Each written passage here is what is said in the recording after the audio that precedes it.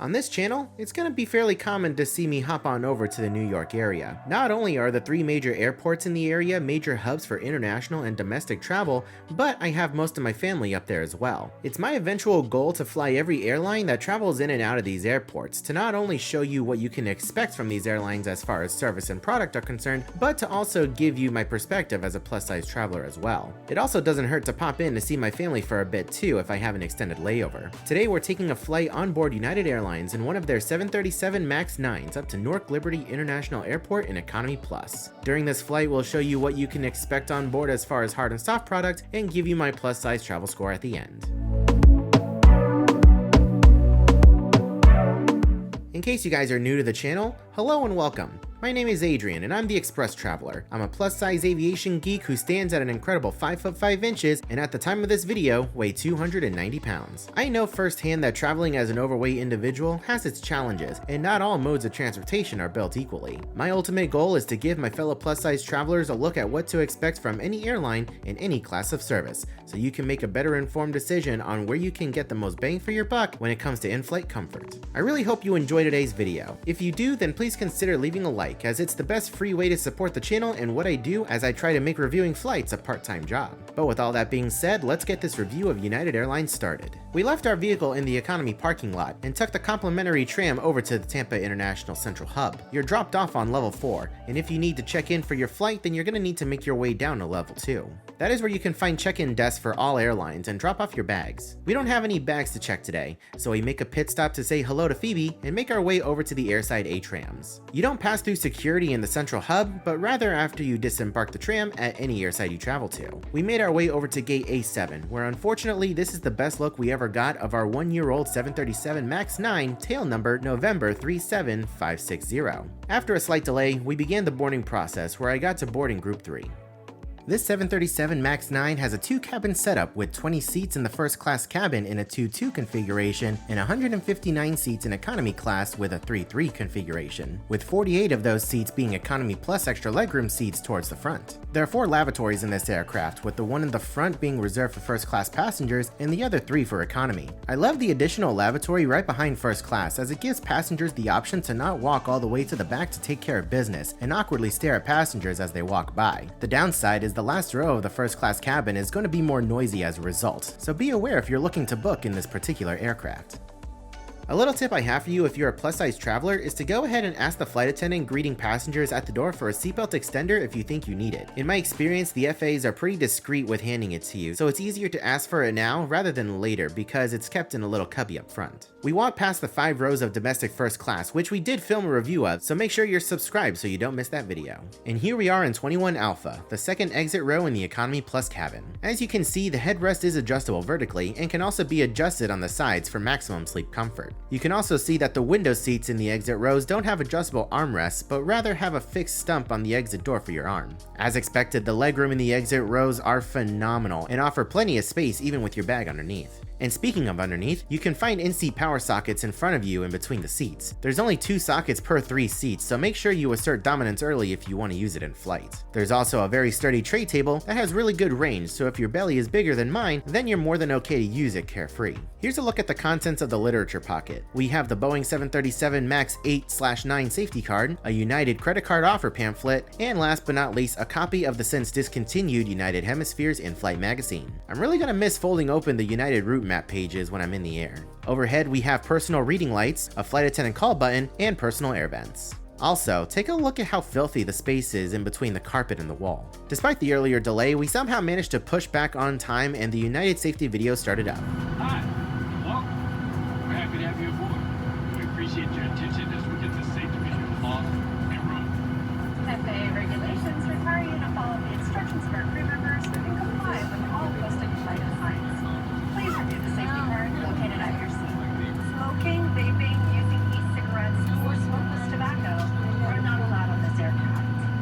FAA regulations prohibit tampering with, disabling, or destroying laboratory smoke detectors. U.S. law also requires passengers to comply with flight signs and crew member instructions.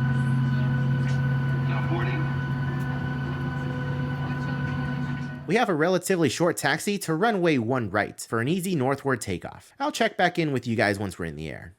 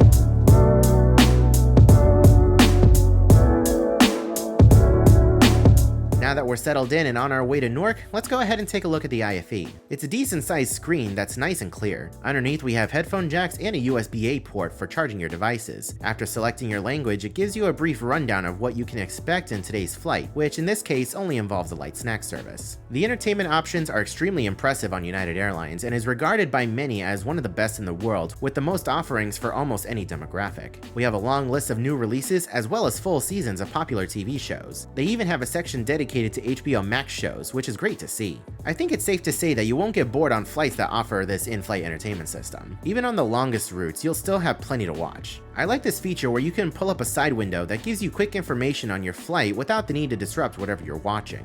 Let's go ahead and check out the flight map on this entertainment system. It's made by FlightPath 3D and is honestly one of the best flight maps out there, with plenty of viewing options. It can be controlled like a phone or tablet and gives you a great 360 view of the aircraft. I especially love the virtual window view so you can see and identify what's outside either side of the aircraft, even if you're in a middle seat. As we got closer to cruising altitude, the crew came through the cabin offering complimentary earbuds for the IFE. These are pretty cheap and the sound is by no means the greatest, but it'll get the job done, and is by no means the worst I've ever seen either. Wi-Fi is available on this flight and comes in a free and paid version. The free version is good for messaging with iMessage and streaming entertainment from your phone in case you're on a flight with no seatback entertainment. The options aren't as plentiful as in the seatback screen, but for shorter flights like this, it'll get the job done. The paid version is $10 and is good for surfing the web and streaming from apps like YouTube or TikTok. I didn't purchase it on this flight, but I have used it in the past, and most of the time, it works pretty well. Before we go any further, I just want to mention that if you're enjoying this video so far and want to see more reviews like this in the future, then please consider subscribing to the channel. Once we hit our watch time milestone, I'll be able to monetize these videos and help fund more trips like this in the future. Right now, this channel and the 8 upcoming videos I have filmed are pretty much all funded by my main channel, which I'll leave linked in the description below. If you're into theme parks and cruising, then I think you'll enjoy those videos as well. Feel free to check out the main channel after you're done with this video. If you want to support further, you can subscribe to my Patreon, where you'll get early and ad-free access to all of my videos before they go live to everyone else. Once we start getting Patreon supporters, I'll be able to shout them out here midway through my reviews. Thanks so much in advance for your support and generosity. Let's take a look at how I fit in the seat. Again, I'm 5 foot 5 inches and at the time of this video weighed 290 pounds. The advertised seat width of the economy seats in the 737 MAX 9 from inside the armrest to the other armrest is 17 to 17.5 inches. I sadly didn't measure on this flight to verify, but the seat was a little tight with the armrest down and it would have made my side hurt after a while. But thankfully the middle seat was unoccupied for this flight, so I was able to leave it up the whole flight and spread out. I would have needed to cross my arms and hug the wall otherwise to avoid encroaching on my neighbor's space. The seatbelt situation on the other hand is pretty generous, and I had a bit of slack in the belt so I could have been a little bigger and still fit. Even at my largest of 356 pounds, I barely fit without needing a belt extender, so that's a win for the MAX 9. Time for the Express Traveler toilet tour on the 737 MAX 9. As you can see, the space is extremely cramped and quite filthy. The restroom clearly wasn't cleaned in between flights because we haven't been in the air for very long at all. There's not much room to move around and the wastebasket is still full from the last flight. The space for my gut is pretty small, and I remember when I was at my largest, these bathrooms were almost impossible to use. The fact that the restrooms on the Silver Airways ATR is bigger than this is really perplexing, and the elbow room here is not great either. I made it back to my seat just in time for the snack and drink service, where I decided to splurge and purchase the takeoff snack box that includes apricots, beef salami slices, cheese bread, fig spread, almonds, cream crackers, breadsticks, and a chocolate. For $10, this box is not bad at all, and I think it's worth it. Much better than a bag of pretzels. To wash it down, I ordered an apple juice and got to keep the whole can. Not every airline lets you keep the can, so I really appreciate that United does this. Unfortunately, however, once the flight attendants finished the snack and drink service, they disappeared for the rest of the flight and did not collect any trash or check on anyone. You can see here we have just under an hour left of the flight and everyone's tray tables were still open and full of trash, so that was a bit disappointing to see. It wasn't until we started our descent and 40 minutes out that they finally decided to come through and collect trash. I've been lucky enough to fly with United at least once or twice a year for most of my life, as it was always my parents' preferred airline when traveling to visit family up north, and thankfully I can say that this hiccup in service quality is an isolated incident, as I've never seen that happen before. Hopefully this doesn't become a trend in the future. This flight was a pretty smooth one despite the service hiccup. The hard product in these newer United planes is pretty solid in economy class, and United is making an effort to equip most or all of their mainline fleet with this kind of seatback entertainment, which is great to hear. In my opinion, the airlines that make an effort to equip entertainment like this will always be viewed more favorably in my eyes over airlines that choose not to. I'm looking at you, American. Yes, it's easier to just tell your passengers to stream from their phone or tablet and call it a day, but I think it says a lot when an airline really cares about entertaining passengers on a flight. If passengers have good and easy entertainment, it's a lot easier for them to forgive other things that may not go right during the flight. As you can see, we're getting pretty close to landing in Newark on runway 4 right, so I'll catch up with you guys once we're on the ground.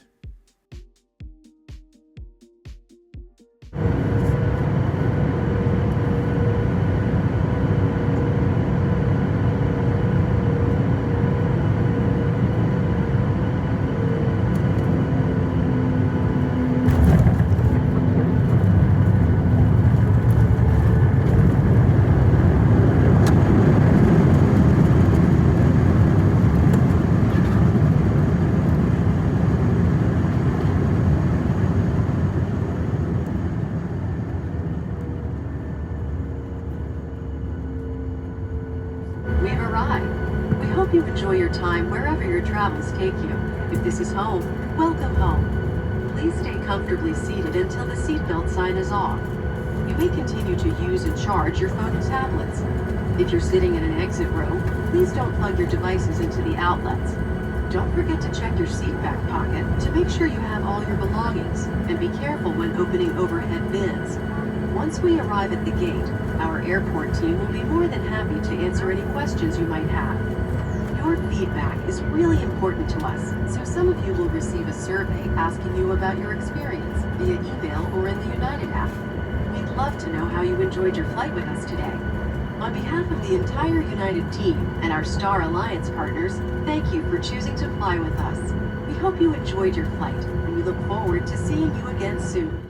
And with that, welcome to Newark Liberty International Airport. This definitely wasn't my best economy class flight with United Airlines, but it certainly wasn't the worst either. Aside from the service, the flight was smooth and the crew were friendly enough when we actually saw them. I've taken this flight from Tampa to Newark more times than I can count throughout my life, and I will definitely be taking it more. Now, as far as the seats are concerned, when it comes to plus-size travelers, it's got its pros and cons. The seatbelt is pretty generous, and I liked having the extra slack, as that's not something all planes have, and as we explore more aircraft types within United and other airlines, then you'll see what I mean. The width is definitely on the smaller side, and if you're not flying with someone you're comfortable snuggling, then you're gonna be pretty uncomfortable. The bathroom situation is also one of the worst in the skies on the Boeing 737s in general across most airlines, so if possible, I'd avoid the 737 family and try to look for an Airbus or literally any other Boeing plane type. I do think that if you're flying economy, then the exit row is worth a splurge if first class is out of your budget. However, do pay attention to those prices because sitting in an exit row is an added charge, and sometimes it may not be that much more expensive to sit in first, especially on these shorter domestic routes. We will have a review of the first class product on the 737 MAX 8 coming soon, so make sure you keep an eye out for that. With all of this being said, I unfortunately need to give United Airlines 737 MAX 9 a plus size travel score of 5 out of 10. It's got some good, but mostly bad.